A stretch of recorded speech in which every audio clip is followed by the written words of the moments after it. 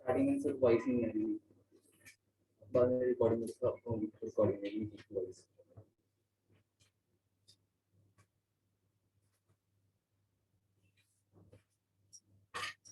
Voice पे नहीं थी, म्यूट पे था।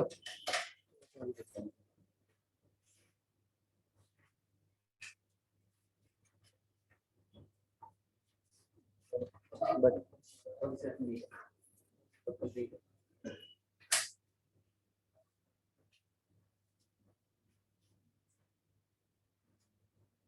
आज बड़ी देर बाद सब आए हुए हैं ना, आज कोई नहीं ऑनलाइन।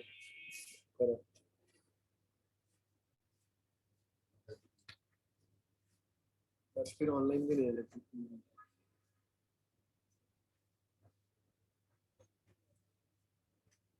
हाँ बच्चों, टेस्ट कैसा हुआ? कैसा हुआ? इजी, मीडियम, हार्ड, इजी ना? बट अच्छा नहीं हुआ, इज इट? थोड़ी टफ थी।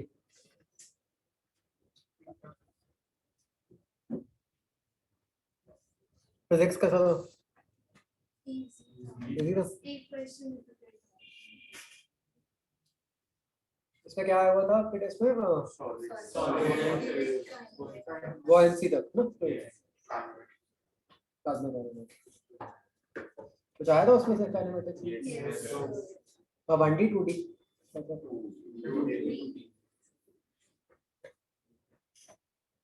और इस संडे टेस्ट में क्या आ रहा है? अच्छा, इसका मैंने बता रहा था सर आपको ना, हाँ आ रहा है 2 आ रहा है। सर इसमें पिछले टेस्ट के मार्क्स वो भी बता दो। ठीक है, काम कर लिया मैंने दिया था? Yes sir. चलो आपको डिस्कस करते हैं। मैंने उसका एक पार्ट कर दिया, वो पहले कर दिया था, और आगे भी तबीयत भी ठीक थी, तो मैं सोचा दूसरा पार्ट आज करूंगा। तो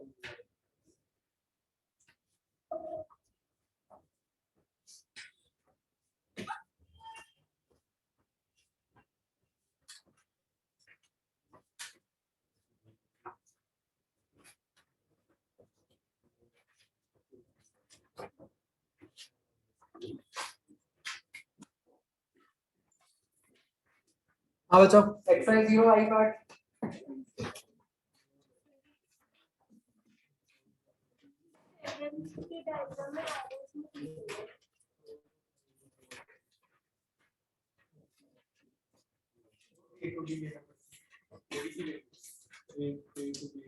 हाँ मतलब एफिशिएंसी की बात हो रही है तो क्लॉकवाइज ही होगा।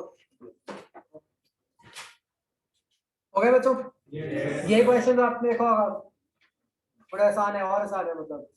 ओके, अगर तो कार्नोट वाला केस है तो उसको सीधा ही फॉर्मूला है, अदरवाइज बस वो आपको स्टैंडर्ड तरीका पता ही इसकी बात है ना। ठीक है, थर्ड क्वेश्चन में डेटा ऑफ साइकिल,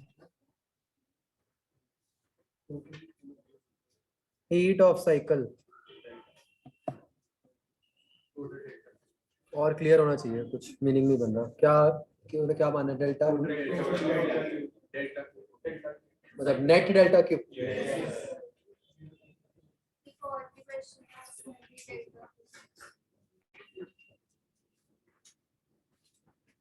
ये कई बार थोड़ा लैंग्वेज में कंफ्यूजन हो जाती है, एकदम परफेक्ट क्लियर नहीं होता कि वो नेट की बात कर रहे हैं या सिर्फ इनपुट की। एग्जाम्स में देखा है मैंने बाई चांस, मतलब ठीक आया, कोई ऐसी बात नहीं।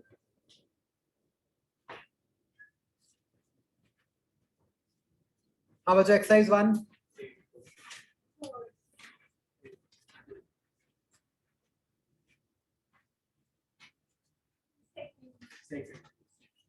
पहले वो बताओ, वो हो गया था proof? Yes sir. Efficiency of Carnot 1 minus TL/dH। हाँ, सेकंड में वही चीज यूज हो रही है बेसिकली, तो वॉल्यूम को टेम्परेचर से रिलेट करना चाहिए।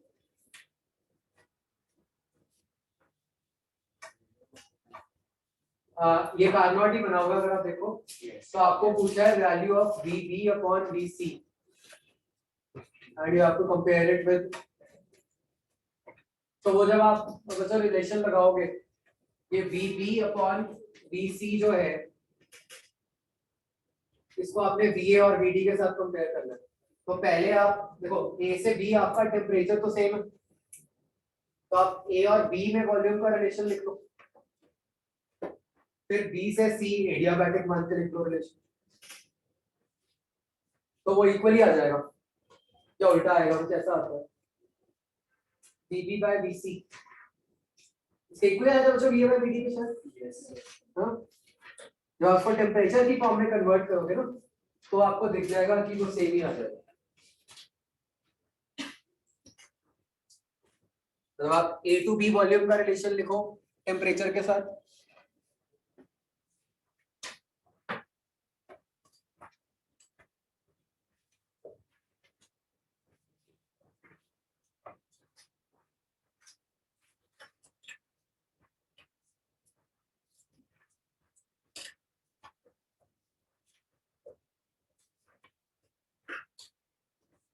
हो गया बच्चों सेकंड के लिए।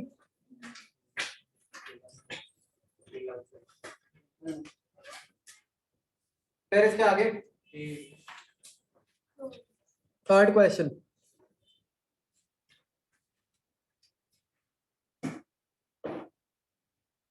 और जैसे थर्ड है इसमें मुझे लिखा ना आइडियल हीट इंजन, इससे ऊपर हीट मिल रहा है, आइडियल मतलब वो कार्बन खान रहा है,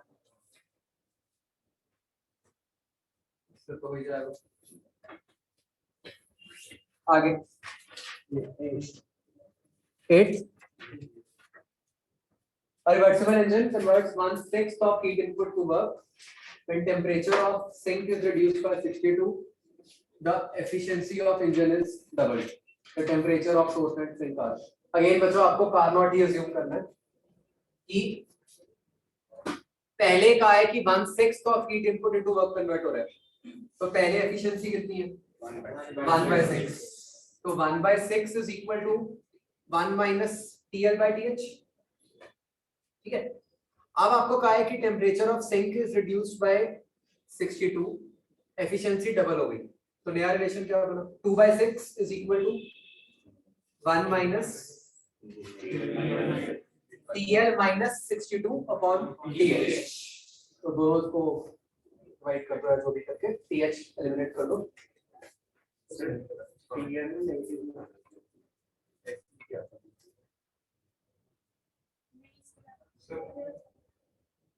मतलब सारा कुछ केल्विन में रखना है, बस ये ध्यान रखना, उससे जो आंसर आएगा आपका केल्विन में आएगा, 4273 आएगा।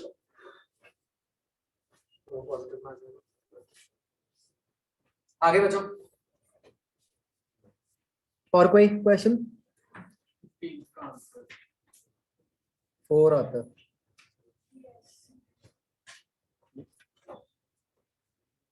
और नहीं दिया वो 4 आएगा मतलब। तो कौन से वाला बताना है सोर्स?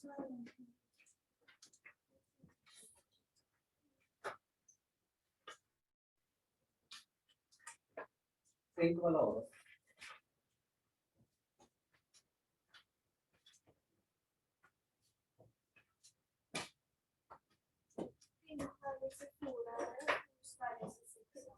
और पीछे वाली वो करेक्शन वाला होगा, ठीक है 4 कर लो।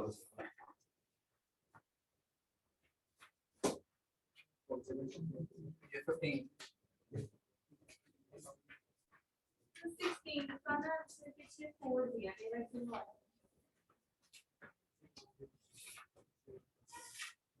तो 9 वाली है,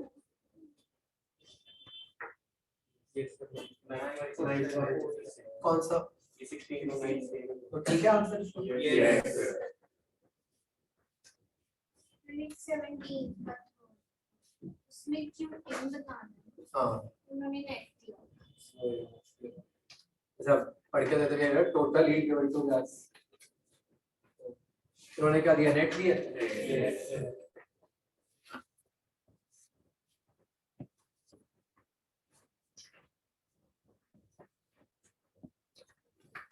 तो जो ध्यान से पढ़ना है आपने क्वेश्चन, ठीक है, कई बार लॉस रहता है। कल बच्चों Yes, sir. एफिशिएंसी वाला part is fairly easy. Yes, sir.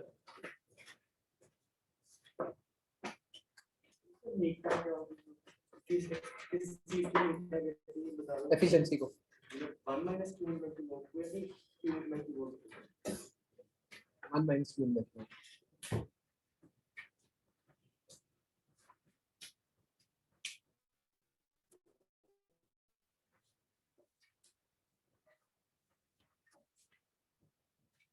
इसमें कौन सा पार्ट था बच्चों अपना?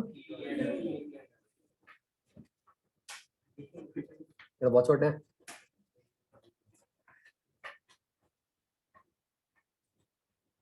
हाँ जी, ई पार्ट.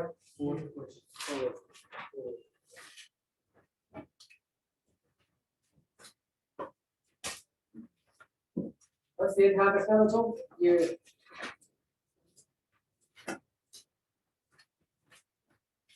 जो ग्राफ है आपका P और U के बीच में, तो आपने इसको एक तरह से कन्वर्ट करना है. अगर आप ध्यान से सोचो तो U क्या होता है, टेम्परेचर पे डिपेंड करता है. तो इन अ वे ये ग्राफ आपका P और T के बीच में है. आपको दिख रहा है क्लियरली कि A2B और C2D जो है वो आइसोबारिक है प्रोसेसेस, और जो दो वर्टिकल वाले हैं वो आइसोथर्मल है. तो इस ग्राफ को और कोई काम नहीं आएगा, आपको उसके हिसाब से चार प्रोसेसेस का वर्क डन लिख के ऐड कर दो. बताइए. अच्छा, जैसे जो 1800 वैल्यू है, किस चीज की वैल्यू है? मोनोटॉमिक है, तो F/2 nRT, तो उससे आपको T पता चल जाएगा. क्लियर बच्चों? आगे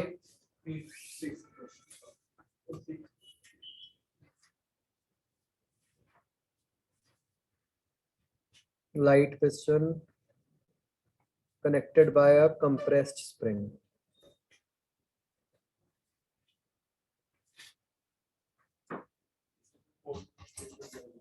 Volume of gas is this much, temperature this much. Gas is heated so that it compresses the spring further by 0.1. The work done by the gas in the process is this. And suppose that there is no atmosphere. Okay. तो बच्चों ये this is a very important question. In the sense, क्या आपको यहाँ पे ये पता चल रहा है कि कैसा प्रोसेस है? कहीं फ्लो नहीं लिखा हुआ, कुछ नहीं मेंशन, तो क्या आप बता सकते हो कि आइसोबारिक आइसोथर्मल कैसा हो? नहीं बता सकते. तो क्या किया जाए?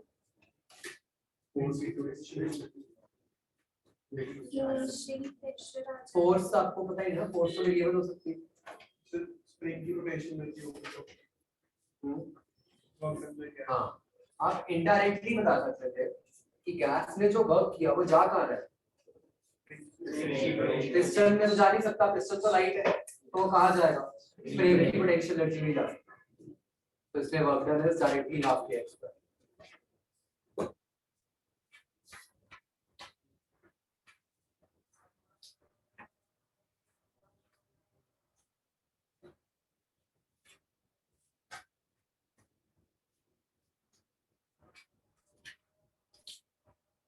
अंडरस्टूड बच्चों?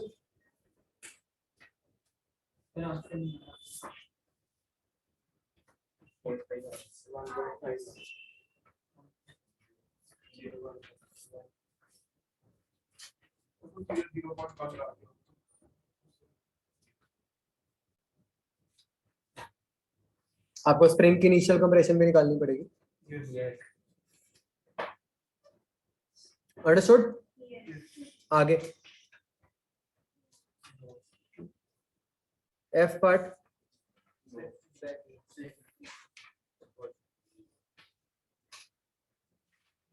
सेकंड क्वेश्चन तो हमने क्लास में किया ही था.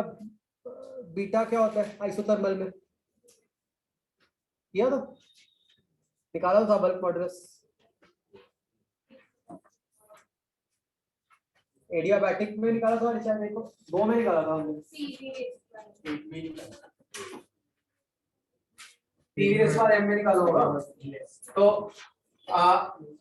कांस्टेंट टेम्परेचर, तो उसमें m क्या हो गया, मान लोगे पीवी कांस्टेंट, तो उसमें बल्क मॉडुलस किसके इक्वल आ गया, पी के इक्वल आ गया। तो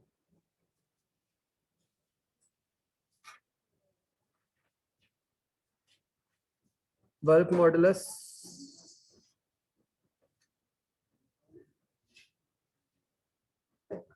एट कांस्टेंट टेम्परेचर पी के इक्वल आ गया, क्योंकि ये उल्टा लिखा ना, ये 1/b बल्क मॉडुलस वो मैं बीटा से कंफ्यूज करा था, this is not bulk modulus, ये उसका उल्टा है, तो 1/p बन गया ना, तो बस सीधा आंसर ये आ गया।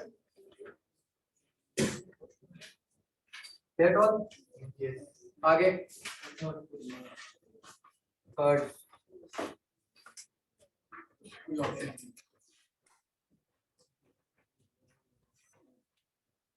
पीटी दिया हुआ है, आपको पीवी बताना है, राइट, और आपको बता दिया कि एसी एडियाबैटिक है। तो सबसे पहले तो हम देखें B2C प्रेशर कांस्टेंट, तो और जगह ये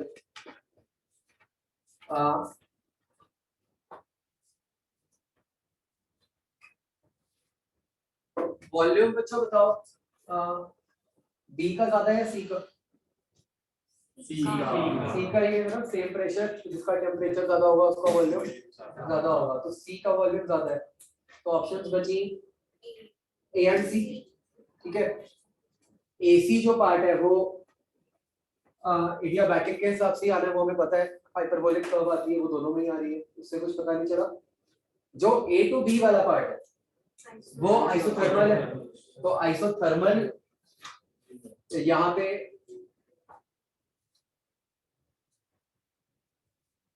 ये गड़बड़ हो गई है ना, क्या ऊपर आना चाहिए, मतलब धक्के से हम कह रहे हैं कि आंसर ए है, लेकिन उसमें प्रॉब्लम क्या है, स्लोप। पीछे गिवन है वो ऑप्शन, हाँ यस, तो कोई भी नहीं, ये पता है क्यों डाला हुआ है, मतलब वो इस तरह से ही डाला हुआ है, ये एक्चुअली किसी प्रीवियस ईयर में आया था, मैं भूल गया, हाँ कि आईआईटी में आया था, पता नहीं किस में आया था, तो फिर एक क्वेश्चन कैंसिल हो गया।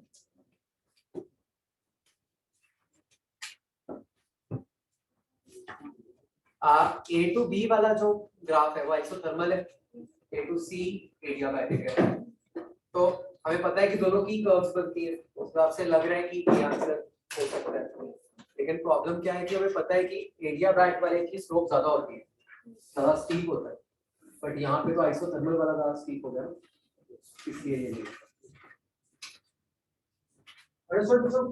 आगे।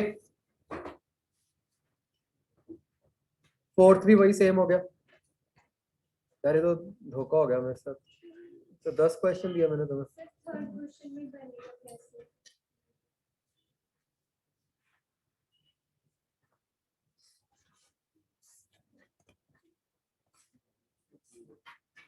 थर्ड में ना बनेगा ही नहीं, एक्चुअली ये जो पीटी ग्राफ इन्होंने दिया हुआ है ऐसे बन ही नहीं सकता पीटी ग्राफ, तो कॉन्ट्रडिक्शन आ जाएगी दोनों में।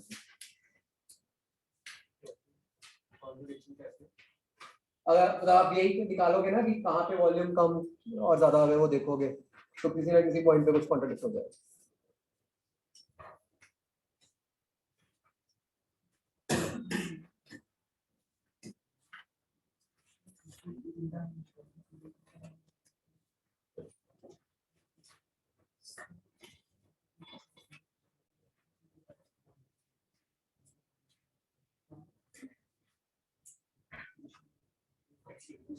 सर क्वेश्चन में हमने आइडेंटिफाई किया हुआ, कभी हमें यू को जनरल में भी ले लेते हैं, मेरे को एक्सेस हो सकती है, तो मैक्सिमम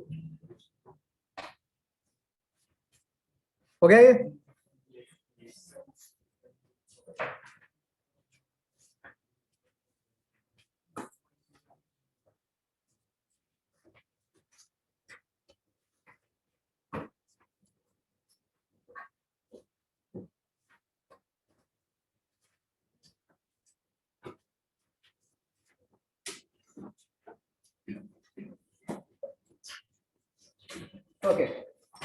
अच्छा लास्ट टाइम हमने यहाँ तक किया था, ठीक है। तो जैसे मैंने आपको पहले बोला था कि मतलब अभी तक तो आईआईटी के सिलेबस में फर्स्ट लॉ ही था, बट आपके साल से सेकंड लॉ भी आ गया आईआईटी के सिलेबस में। डजंट मैटर, मेंस के लिए वैसे भी करना ही था, तो कोई फर्क नहीं है वैसे। तो लेट्स अंडरस्टैंड बच्चों फर्स्ट ऑफ ऑल कि ये सेकंड लॉ आया कहाँ से, ठीक है। मतलब जो इस चैप्टर का अगला पार्ट है वो है सेकंड लॉ ऑफ थर्मोडायनामिक्स, ठीक है। थर्मोडायनामिक्स के बच्चों ऐसे 3 लॉज होते हैं। एक होता है जीरोथ लॉ, जिसके बारे में हमने कोई बात नहीं की चैप्टर में। क्या होता है zeroth law? Zeroth law of thermodynamics, zeroth law basically हम हीट चैप्टर में पढ़ते हैं इनडायरेक्टली। जीरोथ लॉ कहता है कि भाई अगर body A is in thermal equilibrium with B and B is in thermal equilibrium with C, then it means that A is in thermal equilibrium with C. Does it make any sense? मतलब कि अगर A और B में कोई heat exchange नहीं हो रही, B और C में कोई हीट एक्सचेंज नहीं हो रही, तो इसका मतलब A और C में भी कोई हीट एक्सचेंज नहीं हो रही। Is it obvious? Yes. Why? A equals B, B equals C. What equals? क्या इक्वल हो रहा है? टेम्परेचर। तो एक्चुअली जीरोथ लॉ की इंपॉर्टेंस ही ये है कि वो टेम्परेचर को डिफाइन करता है। जब हम कह रहे हैं कि इक्विलिब्रियम में है, तो उसका मतलब कौन सी क्वांटिटी इक्वल है? वो टेम्परेचर इक्वल है। तो इनडायरेक्टली कह रहे हैं कि अगर A का टेम्परेचर B के इक्वल है, B का C के इक्वल है, तो A का C के इक्वल है। ठीक है। फर्स्ट लॉ जो एनर्जी कंजर्वेशन। तो जो अभी तक हमने जो पढ़ा, ठीक है, उसमें कहां पे कोई लिमिटेशंस आई है जहां पे हम अटके हैं? सोचो ध्यान से। अपने आप नहीं बता कैसे जाएगा, अपने आप नहीं बता पाए कैसे जाएगा। और एलाबोरेट करो। एरोस के पता चलता है ना कैसे जाएगा। इसको और बेटर फॉर्म में पुट करते हैं बच्चों। एक तो फर्स्ट लॉ हमें ये नहीं बता सकता, जैसे आप याद करो, जैसे मैंने आपको कहा था हीट इंजन क्या होता है, जो हीट लेता है उसके कुछ पार्ट को वर्क में कन्वर्ट करता है और कुछ हीट को वेस्ट करता है। ऐसे ही रेफ्रिजरेटर क्या होता है, जिसपे हम वर्क करते हैं तो वो क्या करता है, एक जगह से हीट लेता है और उसको सराउंडिंग्स में डंप करता है। तो अगर हम बच्चों उनके प्योर एरोस को देखें, ठीक है, क्या इस एरो से मुझे ये पता चल रहा है कि पहले क्या हुआ? लॉजिकली आपको पता है कि भाई हाँ चलो क्यू इन आया होगा, तो उससे डेल्टा डब्ल्यू हुआ और कुछ क्यू आउट आ गया। बट एरोस देख के कोई ऐसे क्यों नहीं सोच सकता कि यार ये कोई गैस है? अगर देखो जस्ट इमेजिन ये गैस है, तो ऐसा क्यों नहीं हो सकता कि अगर मैं यहाँ पर कोई लोअर टेम्परेचर रखूं, मान लो गैस मेरी 50 डिग्री पे है, मैंने यहाँ 0 डिग्री पे रख दिया कुछ, तो क्या ऐसा हो जाएगा कि गैस इसको हीट देगी और कहीं और से भी हीट लेगी और फिर कुछ वर्क भी कर देगी? नहीं होगा। गैस वर्क सिर्फ तभी करती है जब आप उसको हीट देते हो। तो उससे देखो लॉजिकली आपके पास अगर एक सैंपल ऑफ गैस पड़ा है और आपने उसके सराउंडिंग्स में लोअर टेम्परेचर रख दिया, तो क्या होगा? वो तो बस अपनी उससे एनर्जी निकाल के दे देगी दूसरी बॉडी को, उसको वर्क करने की क्या जरूरत है? वर्क कब करती है गैस? जब आप उसको कुछ एनर्जी देते हो, तो वो इस प्रोसेस में कुछ ना कुछ वर्क करेगी और कुछ ना कुछ हीट को रिजेक्ट करेगी। ऐसे ही जब हमने इसका उल्टा केस किया था बच्चों रेफ्रिजरेटर का, वहां पे हमने क्या कहा था, सीक्वेंस क्या है? जब ये कंप्रेसर वर्क करेगा तो ऐसा होगा कि गैस एक जगह से हीट निकालेगी और दूसरी जगह उसको डंप। अगर ऐसा पॉसिबल होता, मतलब अगर मान लो हम यही कहते हैं कि भाई अगेन वही बात की, अगर मैं इससे यहाँ लोअर रख दूं फिर तो आइडियली ये भी होना चाहिए था कि गैस बस यहाँ से ही निकाले और इधर से इधर डंप करी जाए, तो मुझे कंप्रेसर की जरूरत नहीं।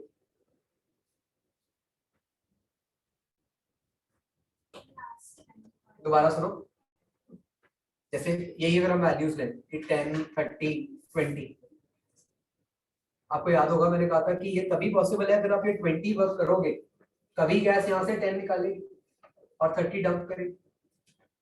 क्या आप ऐसा कर सकते थे कि यहाँ पे वर्क करो ही ना, बस यहाँ पे और लोअर टेम्परेचर क्रिएट कर दो, तो क्या ऐसा पॉसिबल होगा कि गैस यहाँ से 10 निकालेगी और अपने में से 30 निकाल के उसको डालेगी, तो और उसका अपनी एनर्जी बस 20 से कम कर दी? नहीं होता। तो फर्स्ट लॉ की बच्चों एक बहुत मेजर लिमिटेशन ये है कि वो मैथमेटिकली तो रिलेट कर देता है, ये वाला रिलेशन, ये फर्स्ट लॉ से आता ना, चाहे रेफ्रिजरेटर का बोलो चाहे उसको हीट इंजन का बोलो, तो वो मैथमेटिकली तो रिलेट कर देता है, बट वो हमारे को सीक्वेंस नहीं बता सकता कि किस सीक्वेंस में आपको करना है, कि भाई अगर हम वर्क करेंगे तो हीट निकलेगी, ठीक है, या फिर हम हीट देंगे तो वर्क होगा। फर्स्ट लॉ को इससे मतलब नहीं है, वो तो सम करके बताता है क्या क्या बात समझ आ रही है? क्लियर है अभी? दूसरी बात बच्चों, आपको ख्याल होगा मैंने आपको एक दो जगह बीच में बोला था कि जैसे जो हमने एफिशिएंसी की बात की थी कि भाई हाईएस्ट एफिशिएंसी ही कारनॉट में आ सकती है, उसका हमने कोई रीजन तो नहीं समझा था, है ना? मतलब हम ये नहीं समझ पा रहे फर्स्ट लॉ, सिर्फ फर्स्ट लॉ के बेसिस पर कि ऐसा क्यों है कि भाई अगर एक साइक्लिक प्रोसेस हो रहा है तो उसमें कुछ ना कुछ क्यू आउट भी होना ही चाहिए। Why it is not possible कि this equation suggests कि चाहे ये ले लो चाहे हीट इंजन वाली ले लो, this equation suggests कि ठीक है क्यू आउट 0 कर दो तो आपका क्यू इन डेल्टा डब्ल्यू के इक्वल हो जाएगा और एफिशिएंसी 100% हो जाएगी। बट हमने ये विदाउट एनी लॉजिक ये समझा कि नहीं भाई अगर हीट इनपुट हो रही है तो पक्का कहीं ना कहीं कुछ ना कुछ हीट जो है वो रिजेक्ट भी हो रही है, जो कि फर्स्ट लॉ तो नहीं एक्सप्लेन कर रहा, ठीक है ना? फर्स्ट लॉ के पास तो सिर्फ ये मैथ्स थी और हम कह रहे हैं कि भाई नहीं पक्का कुछ ना कुछ क्यू आउट भी होता ही होता है, जिसका फर्स्ट लॉ के पास आंसर नहीं। आ रही है बात समझ? तो ऐसी कुछ लिमिटेशंस हैं बच्चों फर्स्ट लॉ की जिस कारण से एक सेकंड लॉ है, ठीक है? तो कुछ और टर्म्स बनी जिसकी हेल्प से हम और बेटर चीजों को एक्सप्लेन कर पाते। इंटरेस्टिंग बात यह है कि हमारे लेवल पे जितना सेकंड लॉ है आपको स्टिल कुछ नहीं समझ आएगा कि क्यों है, बट हमें बस ये जानना जरूरी है कि फर्स्ट लॉ से समझ नहीं आ रहा इसलिए सेकंड लॉ है, ठीक है? Second law in reality is very complex.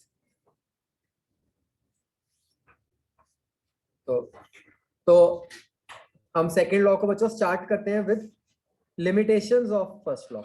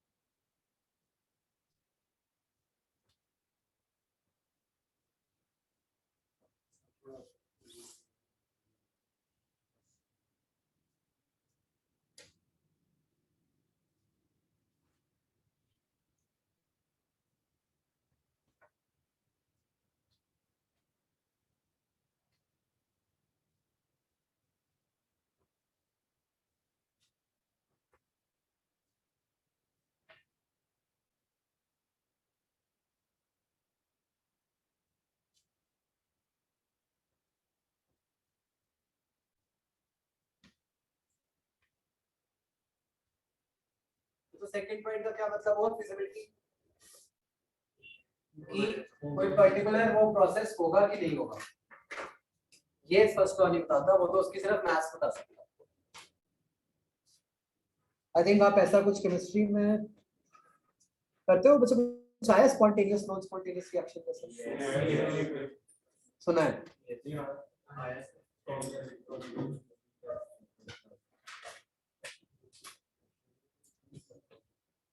नहीं, मैथमेटिकल नहीं लिखा होगा।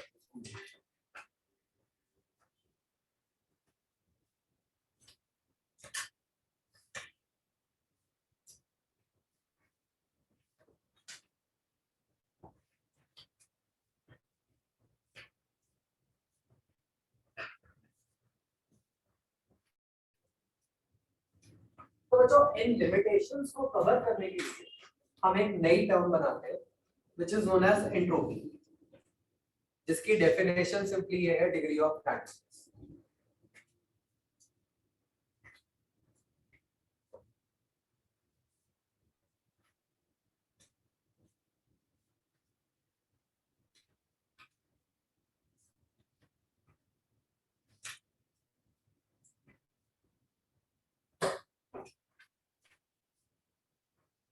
तो चाहे डेफिनेशन बड़ी वेग सी है डिग्री ऑफ रैंडमनेस, कोई एग्जैक्ट इसका कोई मैथमेटिकल फॉर्मूला नहीं है। हम आगे एग्जांपल से समझेंगे कि कैसे हम इसको मेजर करते हैं, मतलब ठीक है। तो मतलब right now it is as simple as for us कि भाई एक कंटेनर में मान लो 50 मॉलिक्यूल्स हैं, 50 की जगह अगर 100 होंगे तो रैंडमनेस को क्या होगा, वो नहीं कर सकते। अगर 100 मॉलिक्यूल्स होंगे तो 100 रैंडम वेलोसिटीज होगी, तो मतलब ज्यादा हो गया। ऐसे अगर आप सोचो कि एक कंटेनर का टेंपरेचर पहले 50 था, 50 की जगह 100 हो गया, तो क्या होगा रैंडमनेस, मॉलिक्यूल्स और स्पीड से मूव करेंगे, तो मतलब रैंडमनेस बढ़ेगी। अगर मान लो आइस मेल्ट कर गई तो क्या बोलेंगे हम रैंडमनेस को, पहले सॉलिड था, मॉलिक्यूल्स पैक थे, अब लिक्विड बन गया तो मॉलिक्यूल्स मूव कर सकते हैं, तो रैंडमनेस बढ़ेगी। ऐसे अगर लिक्विड गैस में कन्वर्ट हो जाए तो और बढ़ जाएगी, क्योंकि गैस के मॉलिक्यूल्स और ज्यादा रैंडमली मूव कर सकते हैं। तो आपने ऐसे ही समझना है बस कि जहां पे मॉलिक्यूल्स में कुछ रैंडम मोशन आ गई, दैट मींस क्लियर सो फार?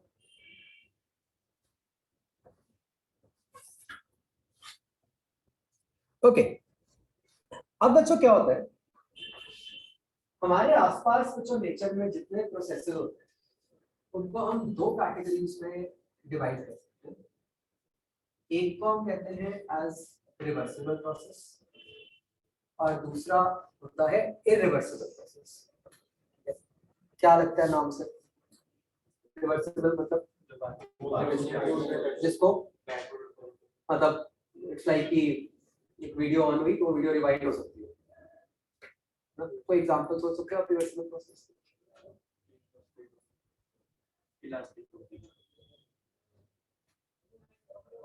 जैसे एकदम सोच के ऐसा लगता है कि इमेजिन करो कि मैंने इलास्टिक को खींचा और मैं उस इलास्टिक को वापस भी लेके आ सकता हूं,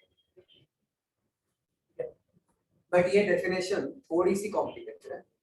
जो नाम से ऐसा लगता है any process which can be reversed is known as reversible, जो नहीं रिवर्स कर सकते वो इरिवर्सिबल। लेकिन इसकी एग्जैक्ट डेफिनेशन मुझे ये है कि मैं एक एग्जांपल देता हूं। मान लो मैं बोल रहा हूँ तो क्या कुछ हो रहा है,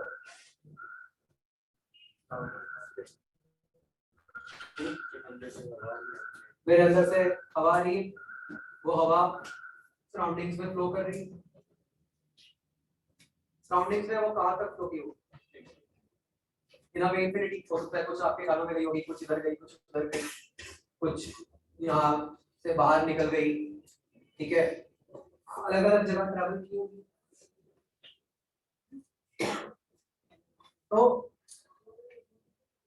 अगर हम कहते हैं कि हम इस प्रोसेस को रिवर्स कर रहे हैं, इसका मतलब ये होना चाहिए कि जहां जहां से भी मेरे मुंह से हवा निकल के गई थी उन सब जगह से वो वापस आनी चाहिए, और जहां से भी मेरे अंदर से निकली थी मेरे लंग्स से बिल्कुल वहीं पहुंच जानी चाहिए, और हर एक मॉलिक्यूल मेरे लंग्स का जैसे जैसे पहले था सब कुछ वैसे हो जाना चाहिए।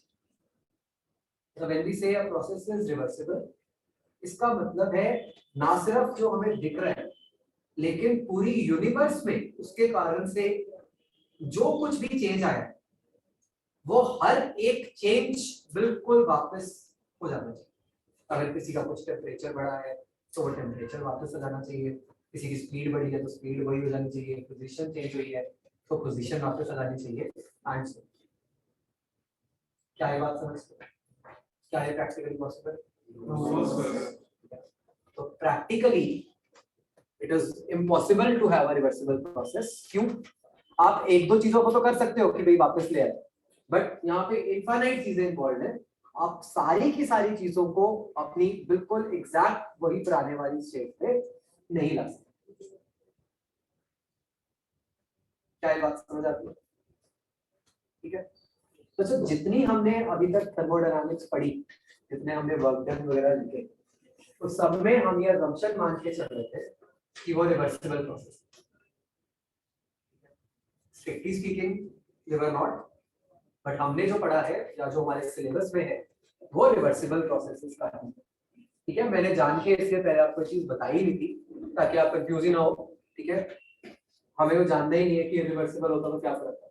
आप तो बस जैसे है आपने सब सॉल्व किया। मीनिंग समझ आया रिवर्सिबल इरिवर्सिबल? ठीक है, तो एक्चुअली क्या होता है, अगर हम बच्चों बहुत अपनी तरफ से ये भी सोचें कि हम बहुत कंट्रोल्ड एनवायरनमेंट भी क्रिएट करें, स्टिल कौन सी चीजें आप नहीं कंट्रोल कर सकते? अब जैसे मान लो हीट प्रोड्यूस, अब वो हीट से पूरी यूनिवर्स के कौन कौन से मॉलिक्यूल्स का टेम्परेचर बढ़ गया, आपको क्या? अब आप कहां से उन सबको उनके अपने ओरिजिनल टेम्परेचर पे ले आओ? क्या बात समझे? अगर तो मान लो, जस्ट इमेजिन, एक ना जैसे क्वेश्चन था बच्चों, याद है जो मैं आज किया था कि गैस एक्सपैंड की और उससे स्प्रिंग दबाओ, और उसमें लिखा हुआ था नो एटमॉस्फेयर। अगर तो मान लो ऐसा होता तो वो फिर भी हो सकता है कि जब एटमॉस्फेयर तो है ही नहीं, तो गैस ने एक्सपैंड किया तो क्या हुआ? स्प्रिंग दबा। उसका उल्टा प्रोसेस क्या हुआ? स्प्रिंग खिंच गया और गैस फिर से कंप्रेस हो गई। तो मतलब जितने आपके नंबर ऑफ कंपोनेंट्स कम होते जाएंगे, वहां तो स्टिल इट इज पॉसिबल कि आप किसी तरीके से रिवर्सिबल कर दो। लेकिन जैसे ही नंबर ऑफ कंपोनेंट्स बढ़ेंगे, एटमॉस्फेयर जुड़ जाएगा, हीट लॉस आ जाएगा, कुछ होगा, तो इम्पॉसिबल ही है रिवर्सिबल। ये बात समझ आ रही है? तो ये डेफिनेशन लिखते हैं बच्चों, रिवर्सिबल इरिवर्सिबल की। क्या हमारे रिजल्ट चेंज होते हैं, जितने वर्क डन वगैरह हमने सब कुछ लिखा है। आपको ख्याल है मैंने बताया था कि हम स्लो प्रोसेसेस मानते हैं, तो इट इज वन, मतलब स्लो का एक रीजन ये है कि हम रिवर्सिबल मानते ही करने हैं। क्या ये जो अभी आ गया, अभी करेंगे हम कि रिवर्सिबल या इरिवर्सिबल मानने से क्या चेंज है। अगर ये पॉसिबल ही नहीं है क्या? ये तो वही बात है ना कि जैसे हम कहते हैं कि हम मोशन पढ़ते हैं विदाउट एयर रेजिस्टेंस, रफली बताओ पॉसिबल नहीं। तो बेसिकली क्या है कि वो हमारे को एक फर्स्ट स्टेप दे देती है चीजें सॉल्व करने। जैसे हमने अभी सीख लिया, अब हमें पता है कि कुछ क्या होगा कि एंट्रोपी ऐड करके आप इरिवर्सिबल के लिए भी उसी के अंदर ही कुछ मॉडिफाई करके चीजें निकालते हो।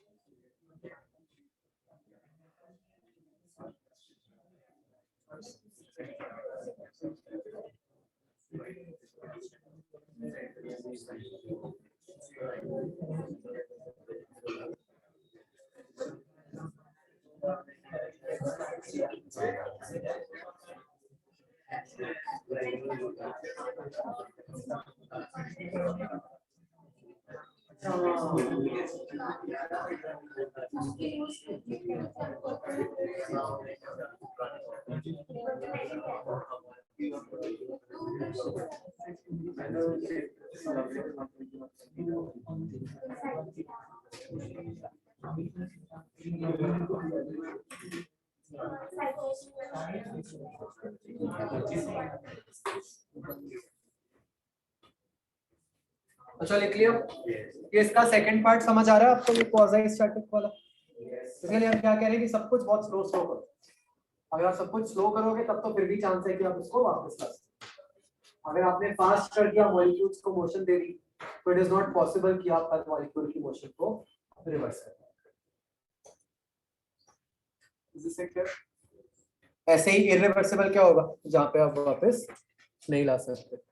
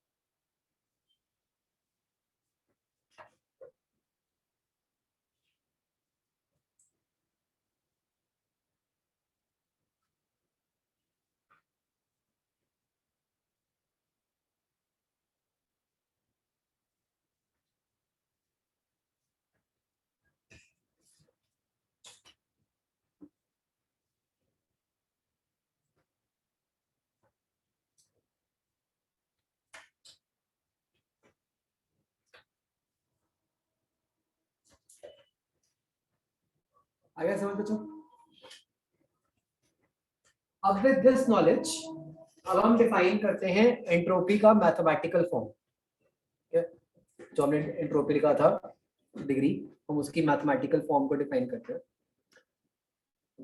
तो जो इसको डिफाइन किया गया है लाइक दिस, कि किसी भी हम जो क्या होता है, जैसे हमने पोटेंशियल एनर्जी भी पढ़ा था या इंटरनल एनर्जी भी पढ़ा था, हम हमेशा इसमें चेंज की बात करते हैं।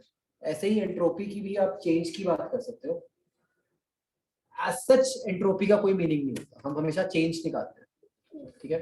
तो किसी भी प्रोसेस में जो एंट्रोपी में चेंज आता है, that is given by dq reversible upon t।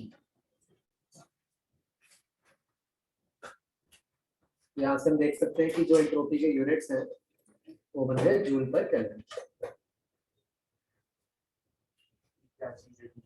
dq heat, capital क्यों लिख देते हैं, क्योंकि हर जगह कैपिटल क्यों लिख रहे हैं।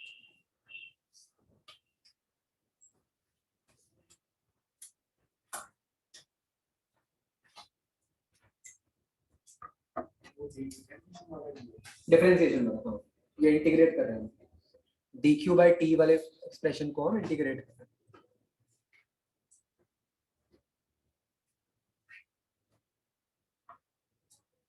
ये किसी भी प्रोसेस हाँ, अब अच्छा मेन बात यही समझनी है कि किसी भी प्रोसेस से आप कहते हैं सर कि हाँ, कि ये चाहे प्रोसेस रिवर्सिबल हो चाहे इरिवर्सिबल हो, ये हर प्रोसेस के लिए एप्लीकेबल है। फिर इसका क्या मतलब, फिर फॉर्मूला में रिवर्सिबल क्यों लिखा हुआ? हाँ, आपने जो हीट लेनी है, मतलब मान लो कोई प्रोसेस A to B हो रहा है, आपको इससे मतलब नहीं है कि A to B में आपकी कितनी हीट लगी, आपको किससे क्या मतलब है कि A to B अगर रिवर्सिबल प्रोसेस करते फिर जो हीट लगती वो इस फॉर्मूला में, ठीक है। इसमें एग्जांपल भी लिया हुआ है, देखो कि जैसे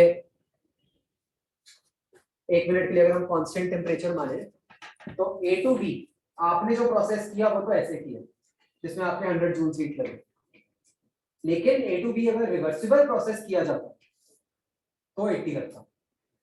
तो जो आपका डेल्टा एस है वो 80/T, ठीक है, इट इज नॉट 100/T। ये सबसे बड़ी कंफ्यूजन होती है इस फॉर्मूला में।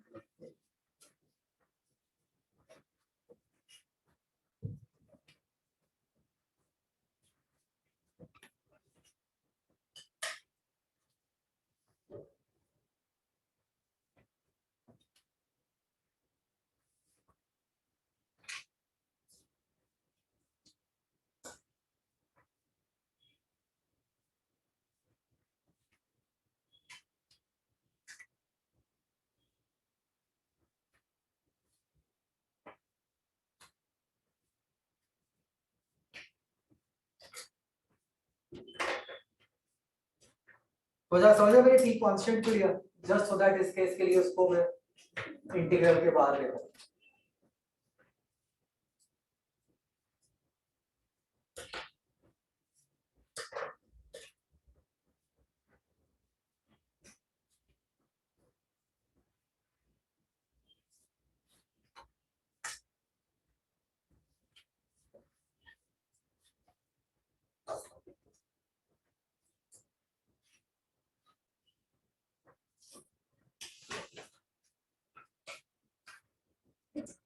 तो बच्चों just like potential energy, just like internal energy, ये जो डेल्टा एस है वो भी सिर्फ इनिशियल और फाइनल पे डिपेंड करता है।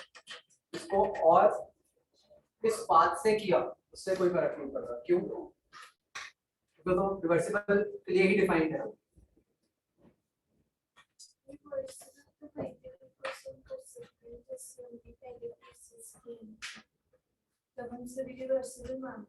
हाँ हाँ, तो हम देखेंगे कि आप जैसे मर्जी कर लो, डेल्टा एस से नहीं आता। अभी हम लेंगे ऐसे।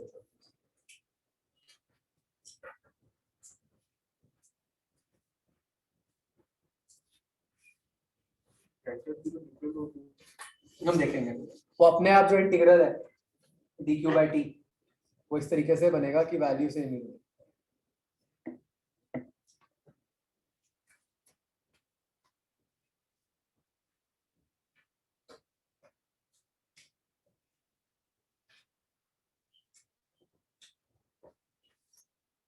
तो मतलब बच्चों ये बताओ ये क्या हुआ, ये पाथ फंक्शन हुआ या नहीं हुआ? नहीं। तो अब हम जो यूज कर रहे हैं इस चैप्टर में एक तो हमने इंटरनल एनर्जी आप पे डिपेंड करती है। No sir. Work done? Yes sir. Heat? Yes sir. Yes. Change in entropy? आई बात समझ? और अभी हम देखेंगे, अभी हम डिराइव करेंगे कि क्यों ऐसा आ रहा है। भाई एंट्रोपी का फॉर्मूला क्या है? Integral of dq/t। dq क्या होता है? फर्स्ट लॉ से dq dq क्या होता है? dq is du plus pdv। मानता? तो अगर मैंने यहाँ से डेल्टा एस निकालना है तो वैसे बन जाएगा इंटीग्रल ऑफ dq/t, ये बन गया integral of du/t plus integral of p/t dv।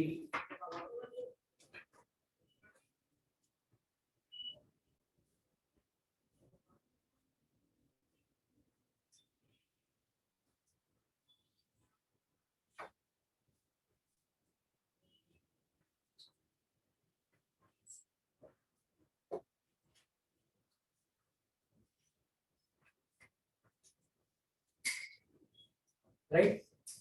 du को क्या लिख सकते हैं बच्चों? f/2 nr dt। Second term को कैसे इंटीग्रेट करें? p/t dv। आइडियल गैस से p/t की वैल्यू लिख देते हैं क्या बन गया P by T? NR by हमें सब्स्टिट्यूट कर देते हैं।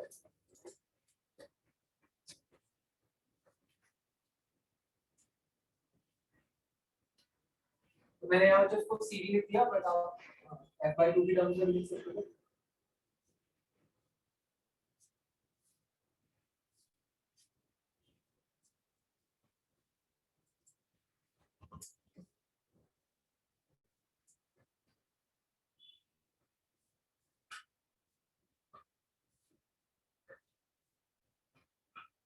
ठीक है, so what is integral dt by t? ln t2 by t1. What is integral dv by dt? ln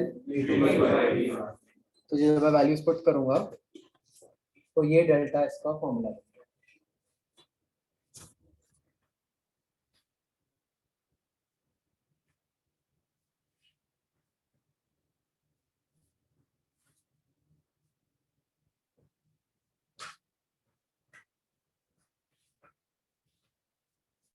तो बच्चों क्या इससे वो आपका डाउट क्लियर हो गया?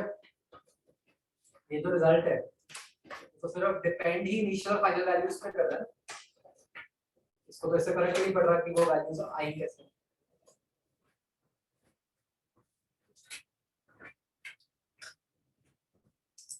तो आप किसी भी प्रोसेस के लिए मतलब जो डेल्टा एस है यूजिंग दिस फॉर्मूला निकाल सकते हैं।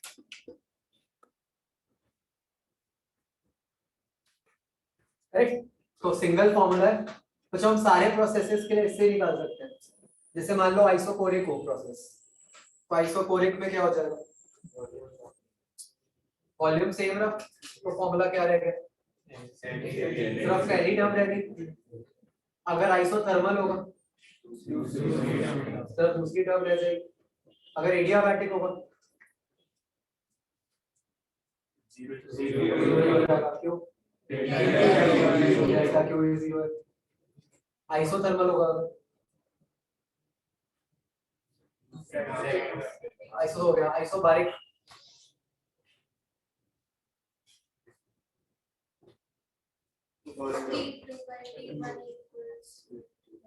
वो रिलेशन यूज करके बस उसको सिंपलीफाई कर लेंगे अगर आइसोबारिक।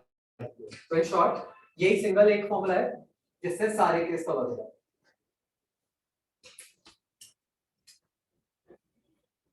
हो गया क्लियर बच्चों? क्या था?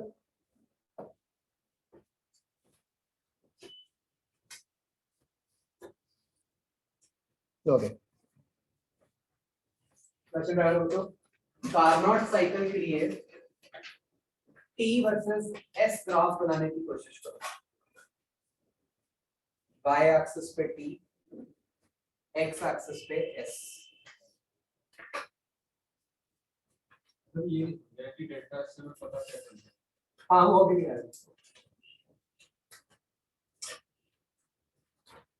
मतलब अभी के लिए हम सिर्फ ये समझ सकते हैं कि डेल्टा एस को हम कुछ इक्वेशंस में यूज करके समहाउ जो फर्स्ट लॉ की लिमिटेशंस है उनको रिमूव करते हैं, है ना। अभी के लिए इसका कोई मीनिंग नहीं बन रहा।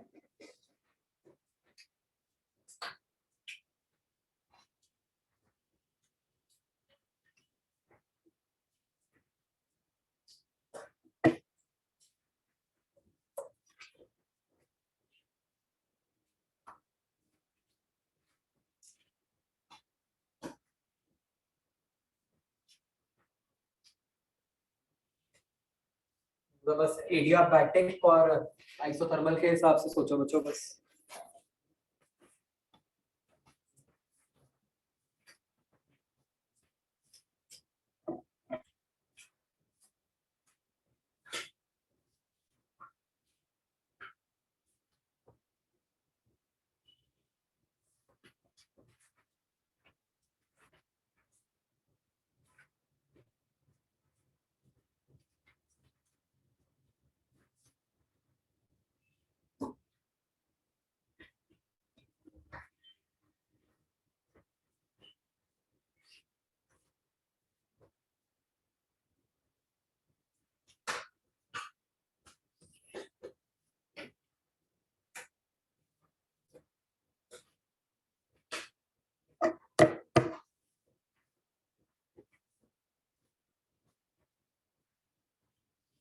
तो y एक्सिस पे t ले रहे हैं,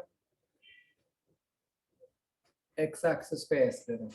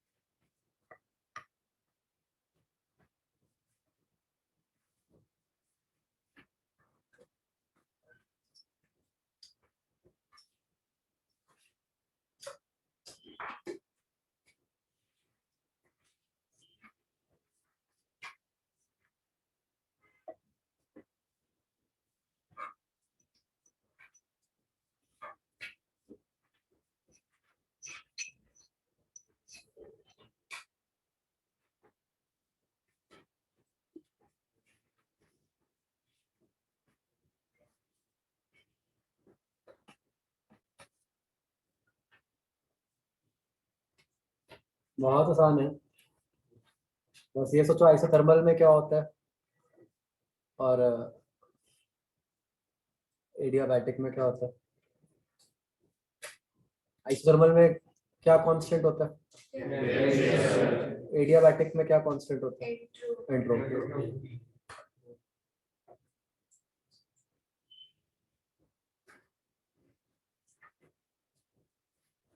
उसमें डेल्टा एस 0 है ना एडियाबैटिक में, तो मतलब एस इज कांस्टेंट। तो इस केस में टी कांस्टेंट है, एक केस में एस कांस्टेंट। ऐसा ग्राफ बन जाएगा रेक्टेंगल।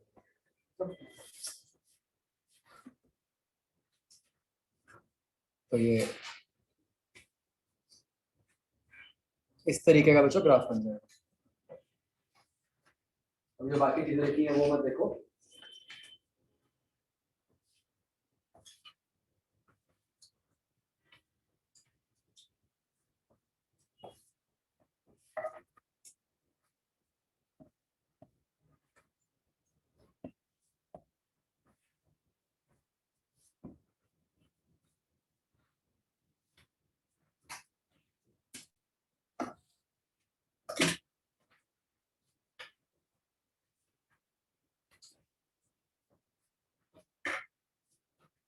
मुझे समझ आ रहा है ग्राफ कैसे बना।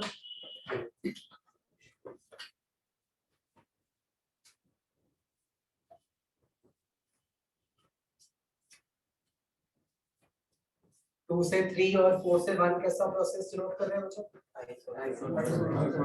आइसोथर्मल। 1 से 2 और 3 से 4 एडियाबैटिक। एस कांस्टेंट मतलब एडियाबैटिक।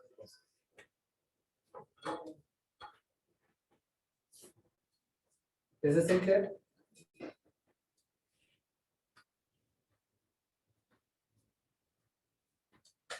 तो मुझे यहाँ पर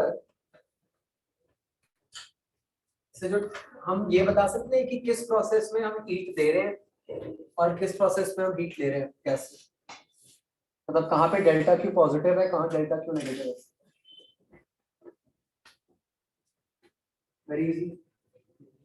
डेल्टा क्यू पॉजिटिव मतलब delta S positive, delta S positive का 2 से 3 और 4 से 1 में क्या हो रहा है, नेगेटिव। तो so we know कि from 2 to 3 delta Q is positive and 4 to 1 delta Q is negative. जो 1 से 2 है और 3 से 4 है वहां पे अच्छा बहुत ध्यान से मुझे सोचकर बताओ इस ग्राफ का एरिया क्या देगा।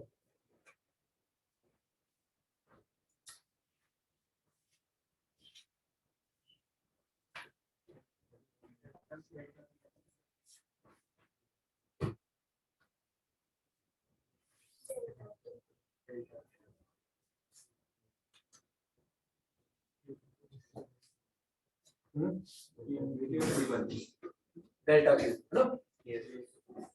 क्यों एरिया क्या हुआ integral T DS, integral T DS क्या है डेल्टा क्यू। तो जैसे पीवी ग्राफ का एरिया हमें देता है वर्क डन, ऐसे ही टीएस ग्राफ का एरिया क्या देता है डेल्टा क्यू। और ये कौन सा डेल्टा क्यू है नेट।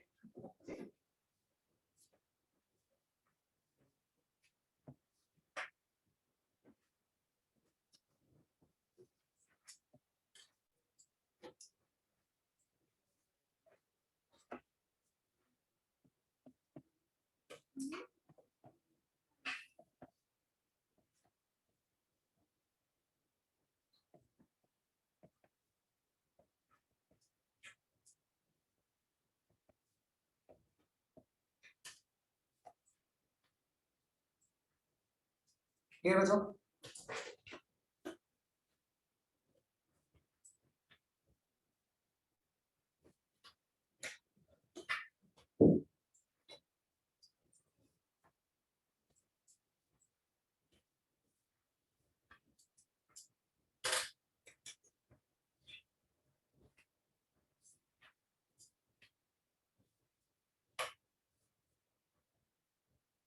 तो बच्चों यहाँ से हम एफिशिएंसी वाला फॉर्मूला यहाँ से भी ड्राइव कर सकते हैं कार्नोट वाला, और यहाँ से वो मतलब बहुत ही इजीली हो जाएगा। देखो कैसे इस पूरे साइकिल का डेल्टा एस क्या होगा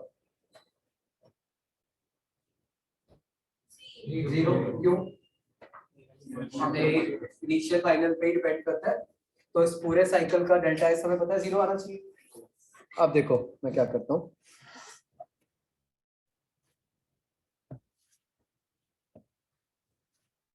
भाई एफिशिएंसी का फॉर्मूला होता क्या है 1 minus Q in bye Q. मानते हो क्यू इन बच्चों कहाँ पे हो रहा है 2 से 3, तो मैं 2 से 3 का डेल्टा एस लिख देता हूँ। वो क्या हुआ कैन आई राइट कि this is Q in by T H. अगर मैं इसको मतलब वैसे भी लिखूंगा integral of delta Q by T, अब 2 से 3 में तो टी कांस्टेंट ही है तो वो बाहर आ जाएगा, तो क्या बचा वो सिर्फ delta Q by T H बचा, और वो डेल्टा क्यू है क्या क्यू इन वाला। लिख सकता हूँ मतलब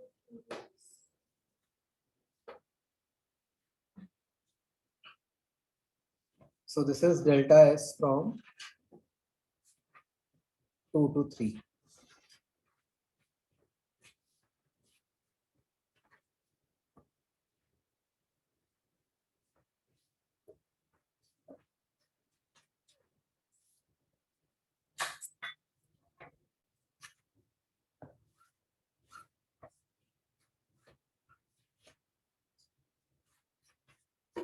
कोई डाउट बचा इसमें। ऐसे ही अगर मैं बात करूं delta S for the process 4 to 1, उसको भी integral D Q by T लिखेंगे, वहां पर भी टी कांस्टेंट है, और वो कौन से वाला टी है T L 1 by T L into delta Q, और वो डेल्टा क्यू इस केस में है क्या माइनस क्यू बाहर निकल रहा है, तो I can write this as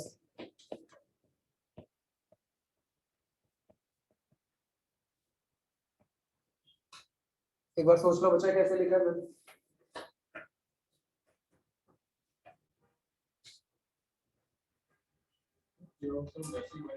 नहीं क्यू आउट माइनस नहीं है, क्यू आउट तो पॉजिटिव वैल्यू है।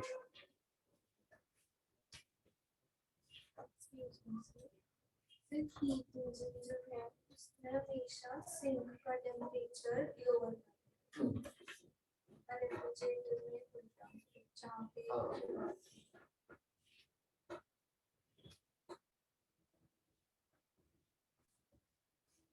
ये बच्चों समझ आया।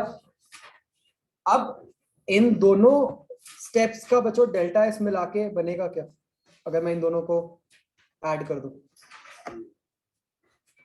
ये 0 बनना चाहिए, इसको डेल्टा एस डैश बोल देता हूँ मैं, ये 0 क्यों बनना चाहिए बच्चों? पूरे साइकिल की चेंज इन एंट्रोपी तो 0 है,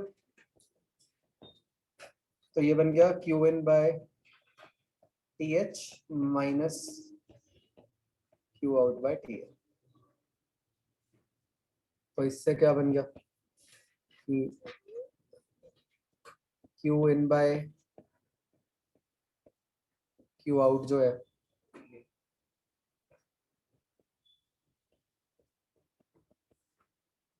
TL बाय TH बन गया। आपके आगे में कल पिछली क्लास में बता भी रहा था, बस Q को टेम्परेचर से एक तरह से सब्स्टिट्यूट कर देता हूं। तो अगर मैं इस वैल्यू को, इस रेशियो को यहाँ पुट कर दूं तो वही फॉर्मूला बन गया, but in a totally different way.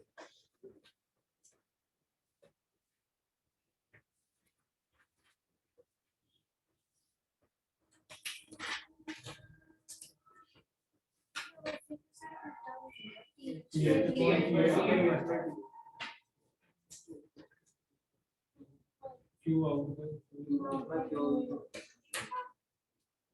ये मेरा उल्टा बन गया फॉर्मूला। Q out हाँ ये तो नेगेटिव ही हो जाएगा फिर।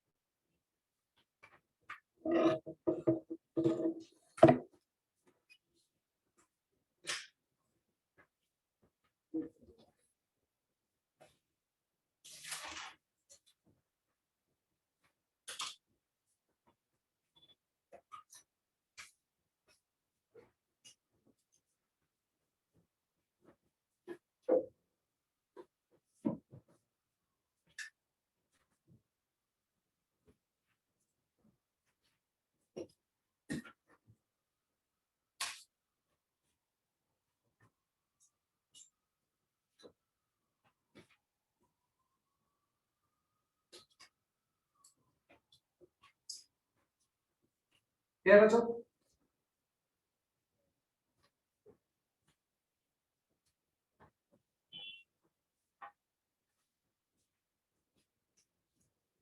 तो बच्चों जैसे बाकी सारे ग्राफ्स थे, ऐसे ही आपको टीएस ग्राफ भी बनाना चाहिए, ठीक है? और सबसे इम्पोर्टेंट बात है कि टीएस ग्राफ का जो एरिया है वो डेल्टा क्यू होगा। क्लियर सो फार? फिर नेक्स्ट आ जाता है बच्चों work done in irreversible process.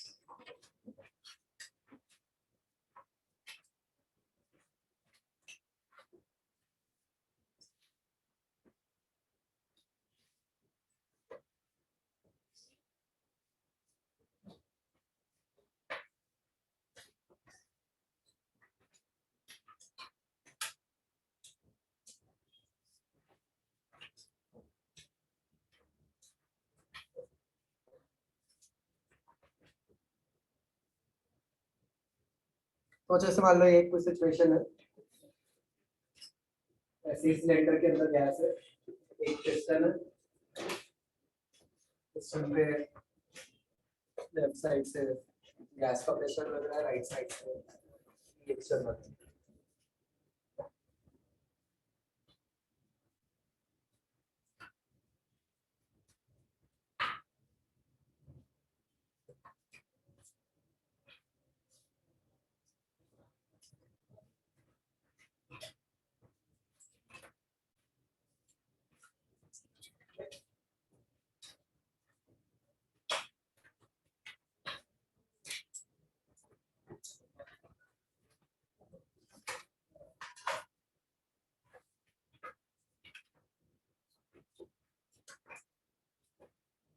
तो बच्चों क्या होता है, अगर तो मान लो रिवर्सिबल प्रोसेस होता, तो रिवर्सिबल हमें पता है कि बहुत स्लो ही हो सकता है, तो फिर तो क्या होता, दोनों इक्वली होता।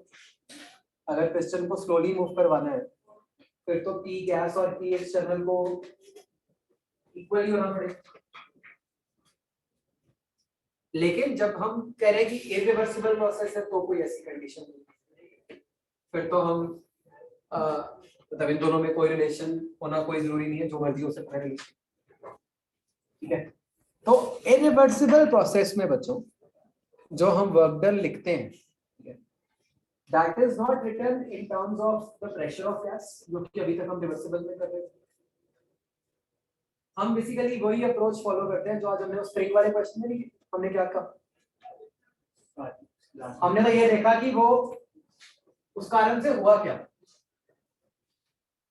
तो वही चीज हम यहां भी करेंगे, मतलब हम एक्सटर्नल फैक्टर्स के बेसिस पे लिखते हैं। तो हम irreversible में we talk about work done on the gas, ठीक है, we don't talk about work done by the gas, और जो कि हो गया integral of P external dt।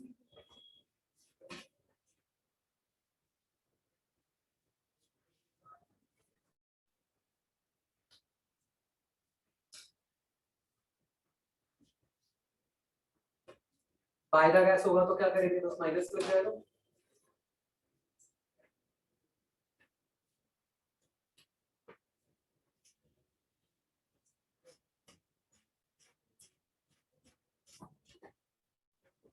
तो इसके लिए अगर आपको कभी भी इरिवर्सिबल प्रोसेस में वर्क डन पूछा जाएगा तो गैस के बाहर कुछ ना कुछ ऐसा होगा जिसका आप सीधा सीधा वर्क डन लिख सकते हैं। ठीक है, चाहे स्प्रिंग लगा होगा, चाहे एटमॉस्फेयर होगा, तो एटमॉस्फेयर का भी आप प्रेशर निकाल सकते हो, उसका वर्क डन लिख सकते हो या कुछ भी। तो इससे ही नहीं, यहाँ पे आपको गैस के प्रेशर से कोई मतलब नहीं है, इसलिए यहाँ पे जो प्रोसेस हो रहा है उसका कोई काम नहीं रह जाता। आपको तो सिंपली एक्सटर्नल का कुछ ना कुछ इन्फो गिवन होगा उसमें।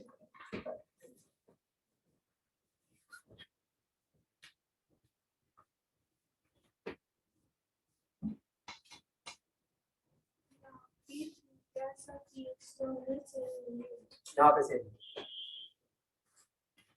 क्योंकि यहाँ पे there is no such condition कि हमने पिस्टन को स्लोली मूव करना है, यहाँ पे फास्ट मूव।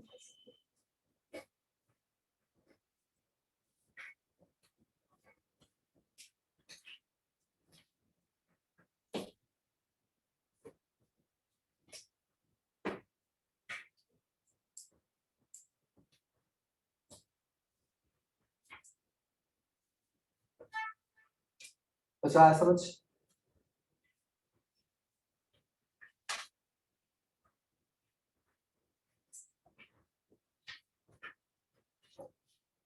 मैं अच्छा आपको ना एक अलग से शीट दूंगा जिसमें इसके क्वेश्चंस कुछ, एक्चुअली पहले तो मेंस में तो बहुत सिंपल सा आता था तो जरूरत नहीं पड़ती थी, जिसके प्रैक्टिस करना आपको केमिस्ट्री में भी आता है, एंट्रोपी वाला पार्ट और ये वर्क डन। इनफैक्ट केमिस्ट्री के आपके मॉड्यूल में आपको मिल जाएंगे इस पे क्वेश्चंस, वर्क डन इरिवर्सिबल।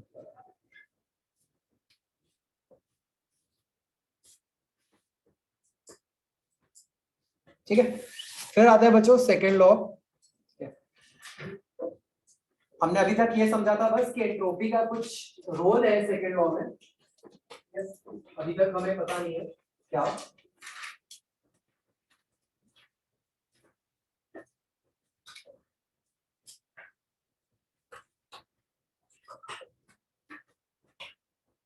तो ये बच्चों जो सेकंड लॉ की ना कुछ स्टेटमेंट्स हैं अलग अलग, ठीक है, it is represented in various forms. जैसे मैंने आपको पहले ही बताया था, कुछ समझ नहीं आएगा पढ़ के एकदम आपको ये क्या है और how does it help us in any way. एक बार लिख लो फिर समझते हैं क्या है। जैसे इसकी जो फर्स्ट फॉर्म है that is known as Kelvin Planck statement.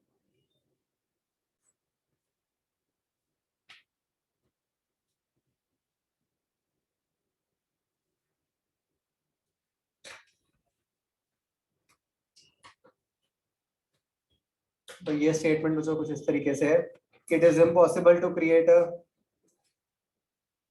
heat engine which can convert input heat entirely to work. तो एसेंशियली तो आप ऐसे कह लो कि जो फर्स्ट लॉ का तो वो एक तरह से हमने तब प्रैक्टिकली देखा था उस चीज को, कोई उसका रीजन नहीं था हमारे पास, अभी भी हमने रीजन तो नहीं दिया, बस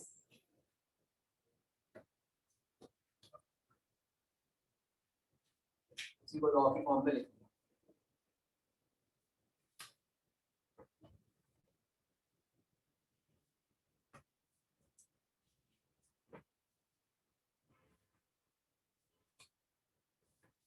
It is impossible to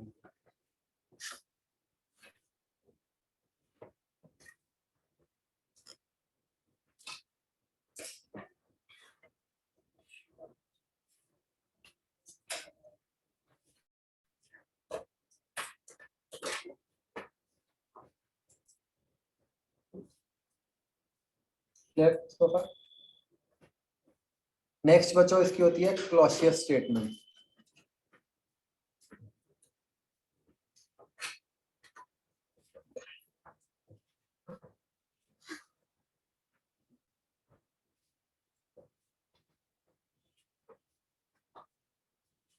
अगर आप देखो तो जो फर्स्ट वाली है वो सॉर्ट ऑफ हीट इंजन पे बेस्ड है, जो सेकंड वाली है वो रेफ्रिजरेटर पे बेस्ड है।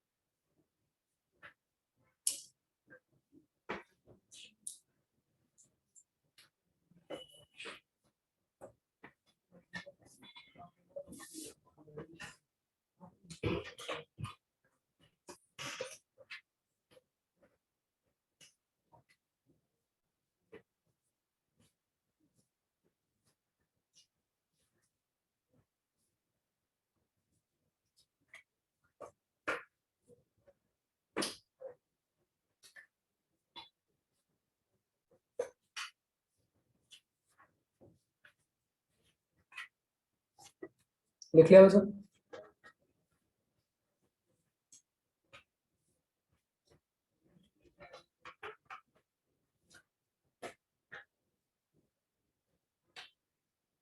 चलो ठीक है बच्चों, दैट्स इट। ये मतलब एक बार के लिए अपना जो फिजिक्स वाला पार्ट था वो सारा कंप्लीट हो गया, मेन एडवांस सारा कुछ। मैंने आपको कुछ क्वेश्चंस देने हैं इसके लिस्ट जो बन सकते हैं। अगली क्लास में हम जो करेंगे वो करेंगे बिल्कुल केमिस्ट्री वाला ही पार्ट, प्योर केमिस्ट्री, मतलब थोड़ा सा पार्ट केमिस्ट्री है वो बस मैं आपको कराऊंगा क्योंकि वो इसी की एक्सटेंशन है सॉरी, तो वो आपको फिर केमिस्ट्री में दोबारा नहीं करना पड़ेगा। क्या काम करोगे आज?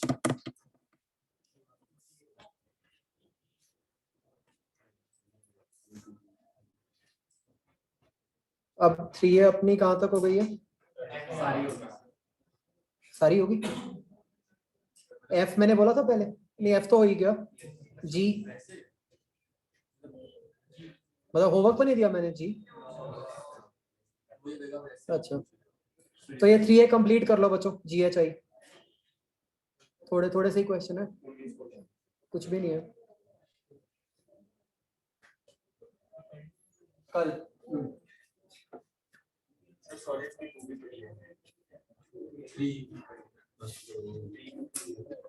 ये बच्चों बहुत थोड़ा सा ही है पार्ट कल, तो जो अभी तक सॉलिड की डिस्कशन नहीं हो रही थी कल होएगी पक्का, ठीक है? ये कुछ भी नहीं है, आप देखो 7-8 लाइंस ओनली, तो इसके बाद कल मैंने सॉलिड्स ही करवाना और कुछ नहीं। चलो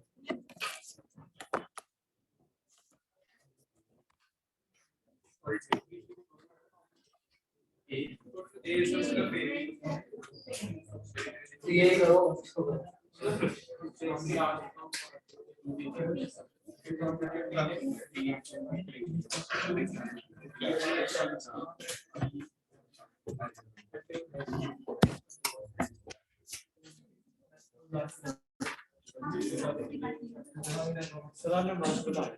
SHM मार्क्स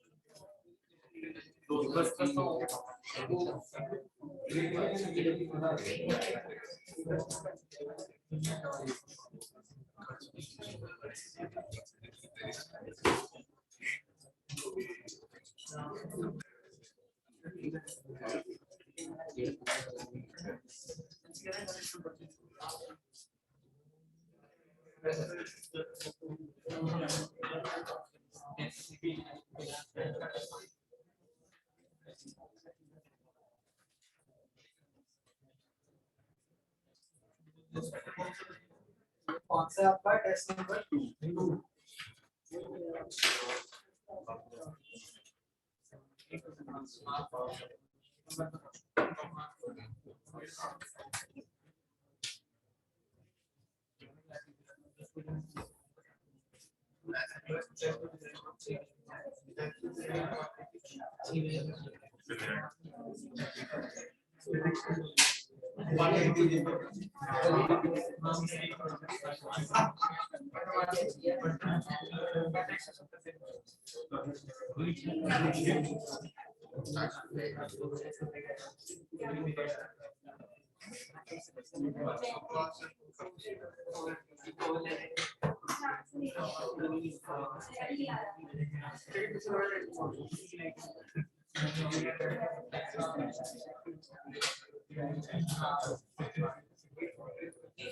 बच्चों कल बताऊंगा मेरे पास है, मेरे पास पिछले साल का है, उससे पिछले साल का है। चलो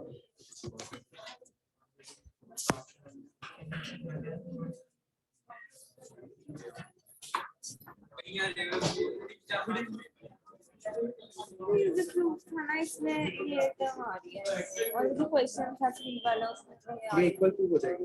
तो नहीं रही है, मैंने बहुत ट्राई किया, मतलब इसमें लगा के इसमें लगा के आपने बस ये लगाना है कि 1 से 2 आपका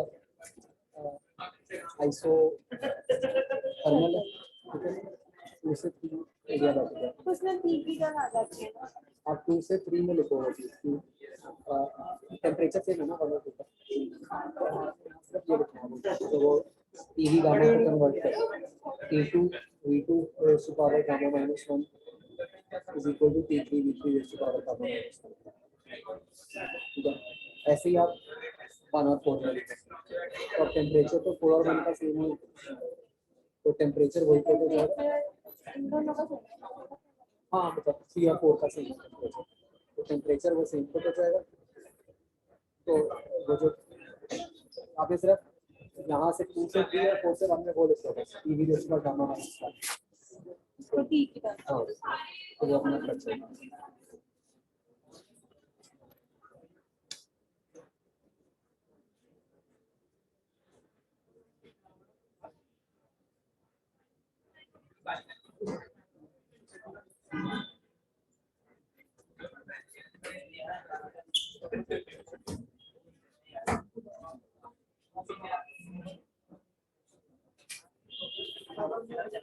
आपको ये क्या लग रहा है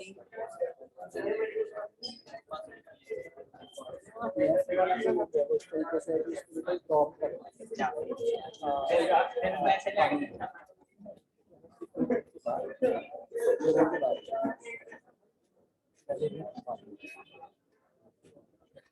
बस पहले हमारे ये यहाँ से एक्स नीचे एक्स पानी हो जाए, अगर ये एक्स नीचे गया तो एक्स उसके बाद बस बेस को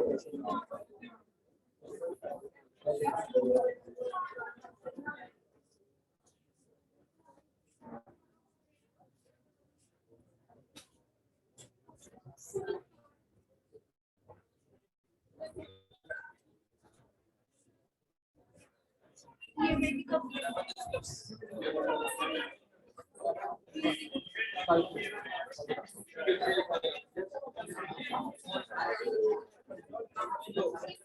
की भी देखो, लेवल की भी चीजें छोड़ रखी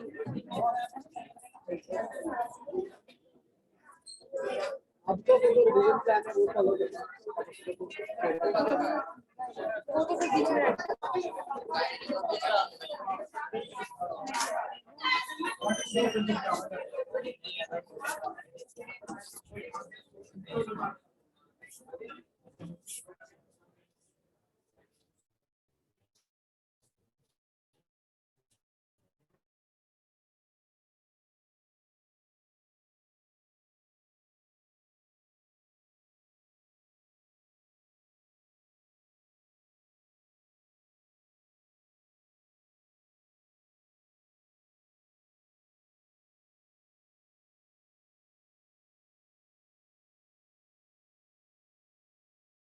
यहाँ तो आपको बता दिया कि भाई फाइनेंस में इतना दब गया तो इतने वर्जन पूछा ये सब यहाँ पे आपको लिखा है कि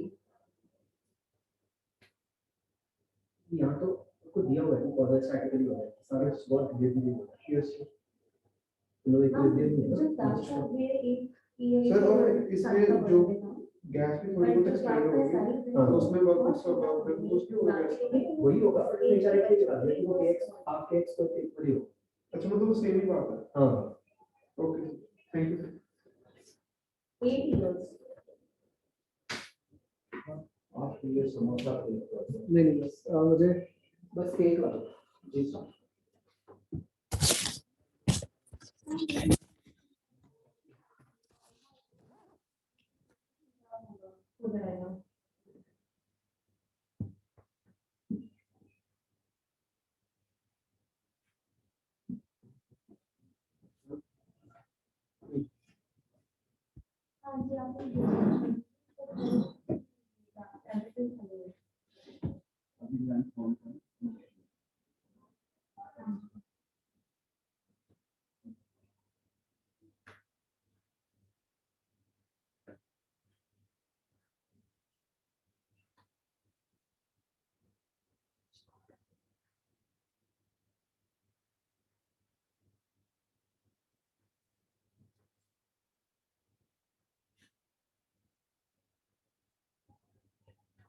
Okay.